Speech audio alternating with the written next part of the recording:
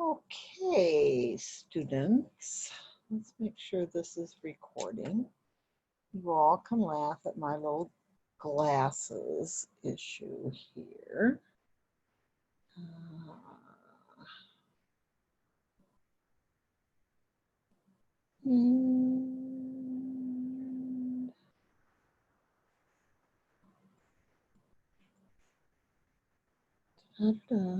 Yep, we are recording. Hello.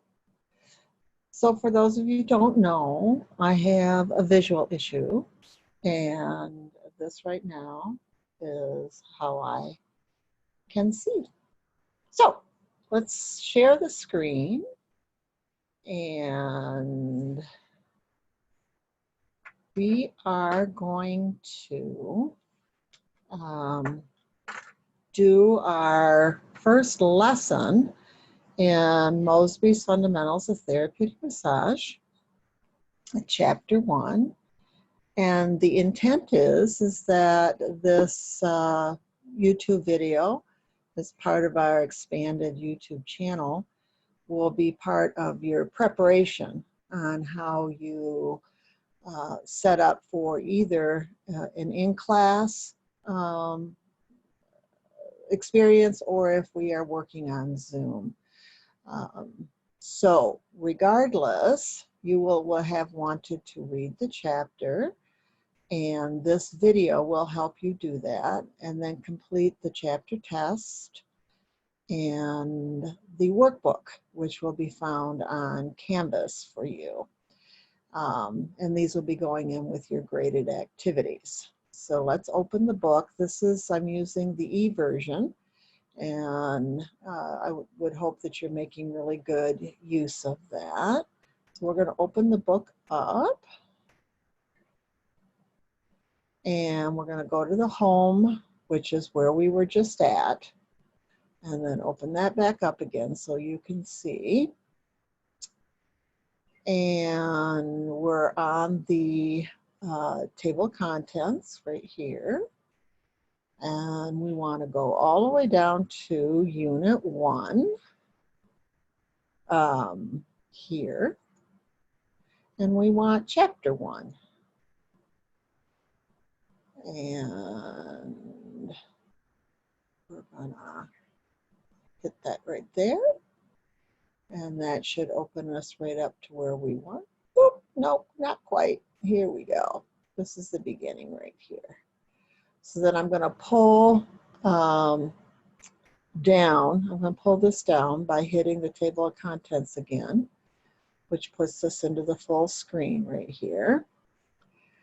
So Unit 1, this starts our Unit 1, which are all the information and the critical thinking skills and the understanding of how you function as a massage practitioner, massage therapist. This is what differentiates you from a person who is providing massage to a family member, and in some ways from other professionals that are have massage therapy as part of their scope of practice. So these little lectures I'm just doing as if I was in the classroom. I will stumble over my words and all of that, and we're just going to have a good time with all of that. And hopefully by the time we get through this little clip, you'll have a better understanding of what this chapter means. So I have some visual issues, and so I am going to increase the size of the font so that it is big enough for me to see. And there we go. And that should help with you as you're looking on the screen here. Whenever you use a textbook, you want to first read the preface, which I have done in another video. And then you want to take a real good look at the chapter outline. And in your ebook, if I click on any of these, it'll take me to that heading. I also want to remind you that each of these main heads right here become subsections. So the big chapter is an overview of massage as a profession, but these are like mini sections or mini chapters within the book, and they constitute about a 15-minute study segment, sometimes a little bit more than that, and that's about how long you should sit with the textbook and take a look at any particular content area. So we're going to roll down through all of these so that you've got an idea of everything that we're trying to create as a knowledge foundation. So we touch for a living. That is what we do. What are the different ways touch can be interpreted? Is it personal touch? Is it a professional touch? Is it feel like a safe touch? So that's explored. Then we're going to delve into what makes massage therapy or therapeutic massage fall into a category of a profession and or occupation. And we are going to work ourselves down through those categories. So at entry level, you should be able to understand what all of these areas mean to you as you enter the profession. It's good to have an idea of our legacy. That is what we're going to build on. And you as new students, new to the massage therapy community, you're going to be in a situation where you create the future of massage. So you need to have a general understanding of the history. And we are looking for, in the massage therapy community, new leaders that are going to come forward and take that position, as some of us who have been in the profession a really long time would like to move more into the background and into mentoring roles. Also, in this new edition of the textbook, I have been very thrilled to be able to use Ann Blair Kennedy, Nikki Monk, Geraldine Cameron, and some others' work on what is considered a massage therapy practice framework. And we're going to talk about that in a little depth when we get to that area. And so these are the components of that framework. And then obviously we're going to get to a summary. So if you were dividing this into 15-minute reading sessions, study sessions, there would be 1, 2, 3, 4, maybe 5 right here. This might be divided into 2, 6, 7, 8, 9, 10. And then kind of a summary or overview here. In addition to that, there will be some end of chapter activities and some evolve activities that's for HEC students is loaded onto Canvas. Now, I would suggest that you take a week to work through a chapter. And if the school that you're attending, if you're watching this and you're not an HEC student, you can hear my birds in the background. 2 little parakeets, chirp and tweet. It may have to be accelerated, but we have this set up so that you're looking at a chapter a week, or sometimes a chapter every 2 weeks. All right, so the next thing you want to pay attention to when you're looking at a textbook is what are the objectives? What are we trying to accomplish in this particular chapter of this textbook? And so review these, and then as the book is divided into subsections, we'll have the chapter objective outlined, highlighted, and then we will have objectives underneath that. Key terms that are brought into place. You should be able to use these terms intelligently as you're speaking. And I have an example here of highlighter and how I did something with that. We talked about all of those features of the ebook in a previous video. So look for these words. And here's a link to Evolve. And if those of you that are not using a learning management system like Canvas, this is helpful for you to realize that there's a lot of additional support there. Then we're going to have kind of an introduction that's going to have you self-question. It says you're embarking on a journey. And what does that mean? And we consider this an active learning process, which means you're not going to sit there passively. You're going to be engaged. You're going to work alone as your own self-teacher. You're going to work in small group activities. You're going to interface with the main instructing staff, myself and Luke, and also a couple of other support staff that we have. Learning means that you're gathering information and experiences that are new to you. And you need to try to connect that new information to the experiences and information you gathered previously. You're adult students, so you have already been through formal and informal learning experiences. The activities that are spaced throughout the chapter and the textbook as a whole give you an opportunity to connect those dots for yourself. The other thing is that this is a process. It's not a one-time and we're done. The textbook is written, and we teach at Health Enrichment Center, as if this was a spiral or a continuum. Information is presented multiple times. Each time it is presented throughout the textbook, it will spiral into a little bit more complexity.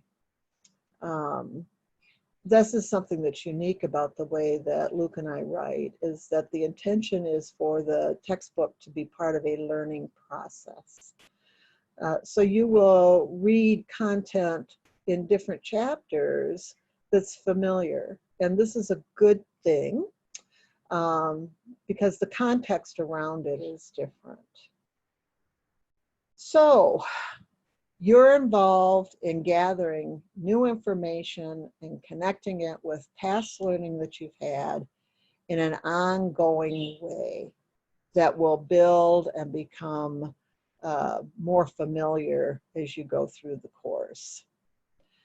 The other thing I want to point out is that education is more about questions than it is about me regurgitating information.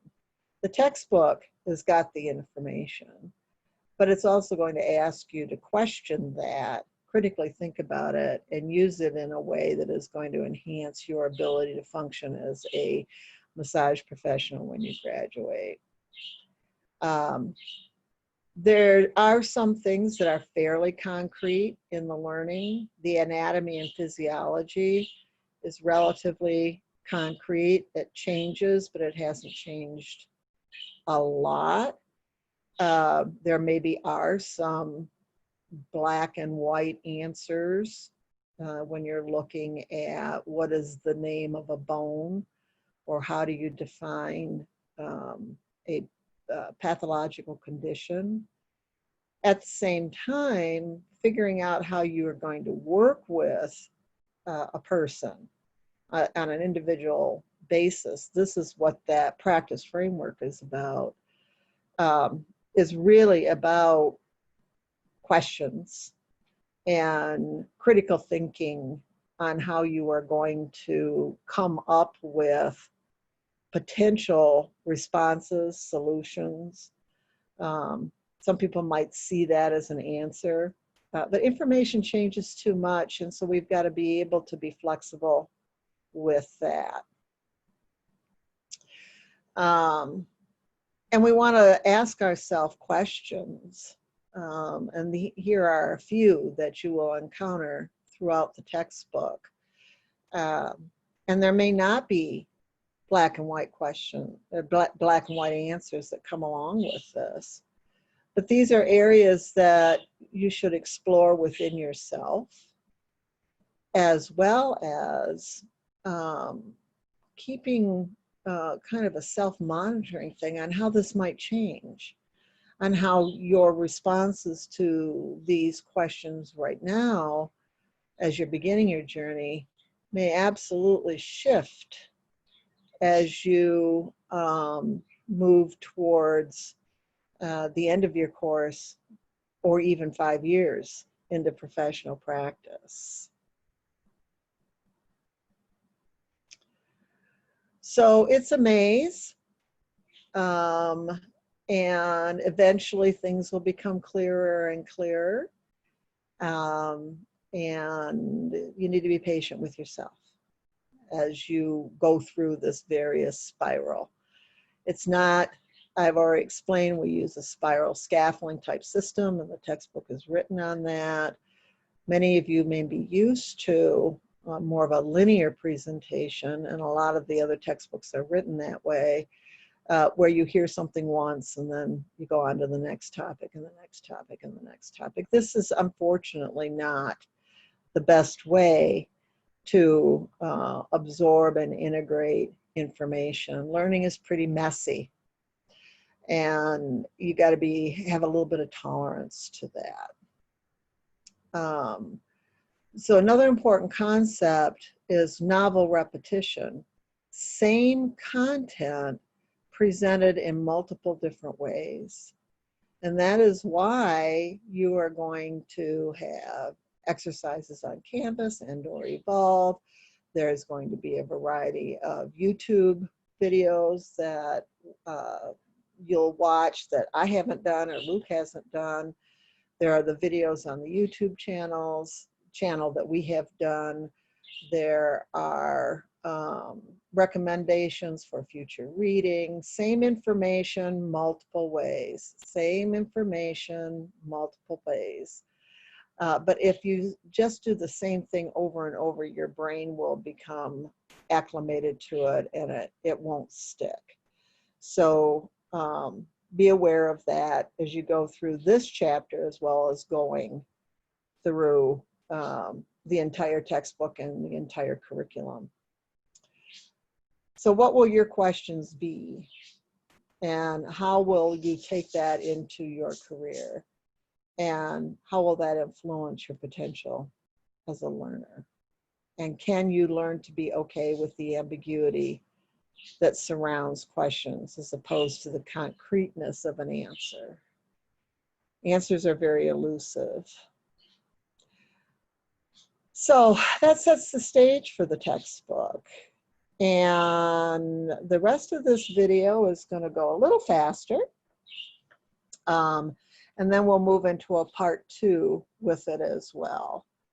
So on the professional touch category here, this is your first exposure to the section objectives, the mini book.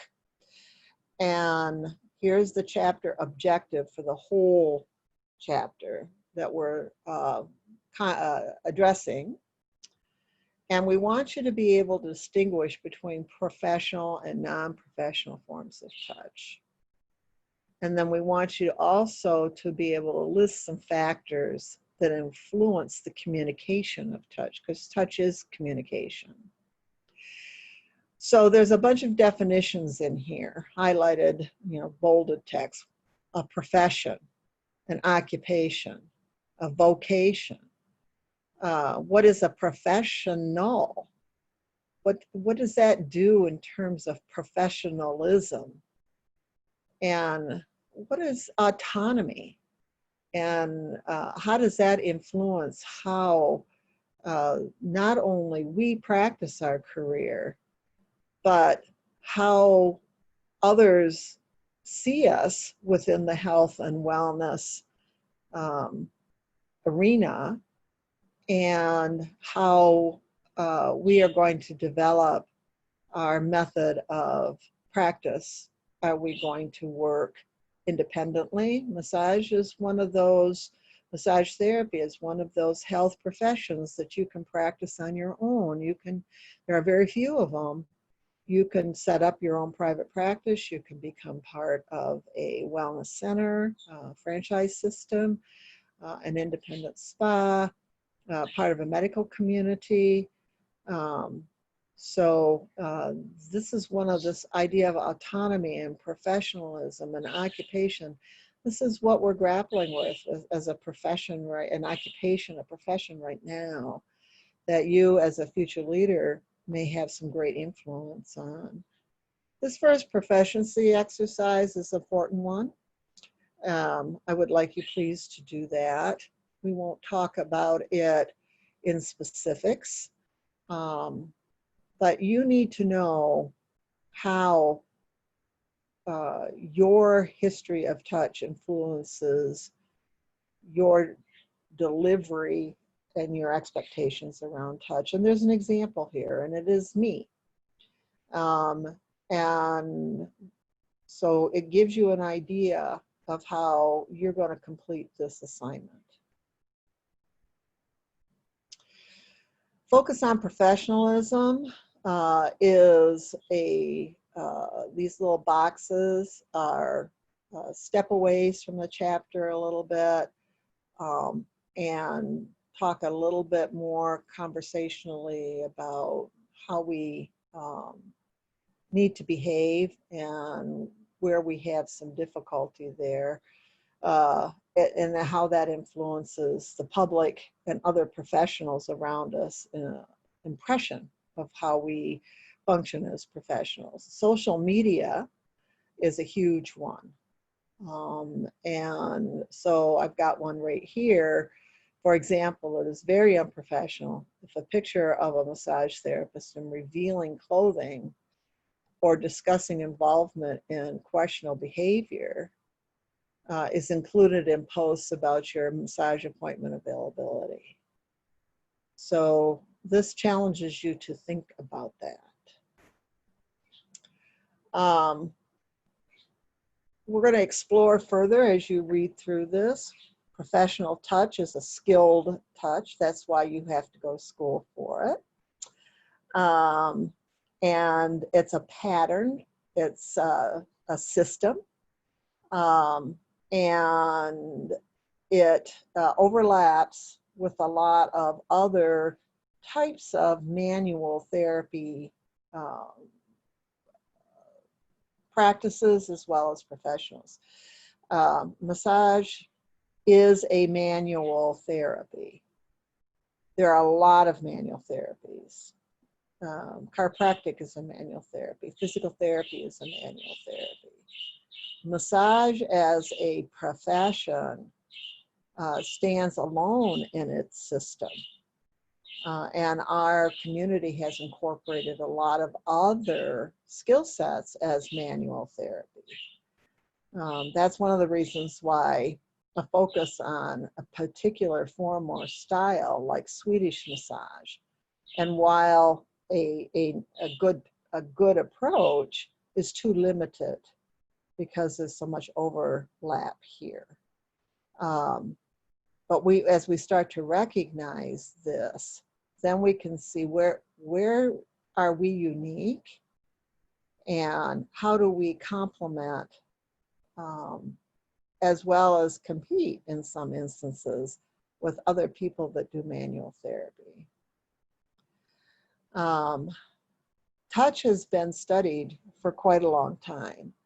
And so this section right here is going to give you a little bit of the idea of around the study of touch. One of the terms you're going to hear is psychosocial, and touch fits into that. So make sure that you weave your way through this along with various cultures and subcultures have experiences of touch within a broader diversity that we have to be aware of. And touch is very concrete. That's why you can't do massage over the internet. You have to actually touch. And it communicates. And so we have to learn how to deliver clear communication through our touch, as well as our voice and our body language. We have to be aware of cultural influences and gender, identity, and diversity, and age. People are living longer. And so we have to understand the perceptions of a young person working with an older person. And some of the biases and stereotypes can be attached to this. And we've already spoken to the idea of how life events will not only influence how we function with touch communication, but how others might interpret touch as communication. And we are body, mind, spirit beings. We can't deny that touch is part of communication within a spiritual context. Massage therapy, however, is not a spiritual discipline in and of itself. And so it's kind of in that realm of being generic. It does not necessarily need to present itself in connection with a particular spiritual discipline. It's kind of spiritual neutral. And we need also to be aware of our own spiritual pathway, the importance it has for us, and how that may influence our professional interactions, and be mindful of the importance that we respect other people's spiritual path. So diversity in touch, understanding individuals is a really big issue right now in our society. And so make sure you read through this carefully and spend some time thinking about it. Fill out this, when you do these proficiency exercises, you have the paper version of the book, Health Enrichment Center students do. So write right in the book. And when you're doing these, it doesn't matter if it's neat or if all the spelling is right. It's about externalizing your thought process. The next category here, now this is a new learning segment, would be more about narrowing this down to professional touch specifically, and what is appropriate and inappropriate touch. And we want to make sure that our touch is always appropriate and safe. And so we have to challenge some of our own beliefs about this as well. So you would have gone and had a break, and now you're going to explore this a little bit more. So as you read through this, make sure that you are differentiating what would be part of your professional practice as therapeutic massage, what might be inappropriate in that context, but appropriate with a friend or a family member or a spouse, and always in the background, how is the diversity of the individuals going to influence that? Obviously, hostile or aggressive touch is inappropriate. It's not safe touch, but you'd be surprised how that irritation can weave into the communication factor if we're out of sorts or if we're frustrated. Sexual or erotic touch is absolutely inappropriate. But touch is connection. And a lot of people are confused about that. And we still grapple. We still grapple with the idea of massage being a cover for prostitution and sexual interaction, as well as the opportunity for it to be a place where somebody who is a predator can inappropriately touch a client, or sexual harassment or abuse situation. So make sure that you read through that. Invasive touch is more where we're just not aware. Sometimes people don't want to be touched. Sometimes they don't want to be touched in a particular area. Maybe they're overwhelmed already. And so instead of being respectful of boundaries at that point, we're moving in too fast, too quick, too harshly to where a person is at. And then we have appropriate touch. We have touch technique. This is what we do with massage therapy. And in touching as the framework for massage therapy is one of our uniquenesses. We work with the whole body. Many other forms of manual therapy are focused on a particular area or a particular symptom. And while we do that as well, also the well-being and the pleasure of massage therapy is a value in and of itself. So let's close this particular video here as part 1 of chapter 1. And when we finish, we'll move into professionalism and therapeutic massage, which will be part 2.